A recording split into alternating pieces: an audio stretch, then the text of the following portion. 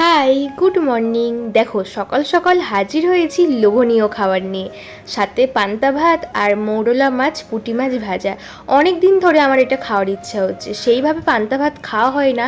আর এখন প্রচণ্ড গরম পড়েছে, আর পান্তা ভাত খেতে কিন্তু সেই মজা। তার সাথে এই রকম ছোট ছোট মাছ যদি ভাজা থাকে, ভালো করে লঙ্কা পেঁয়াজ লবণ দিয়ে চটকে নিলাম মাছটা। এরপরে পান্তা ভাতের সাথে একটা লঙ্কাও ভালো করে চটকে নিয়েছি।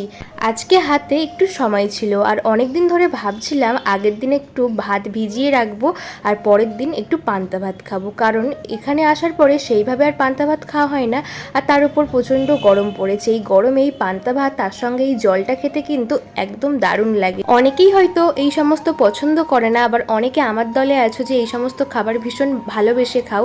তবে আমার পছন্দগুলো তোমাদের সঙ্গে আমি সবসময় শেয়ার করার চেষ্টা করি।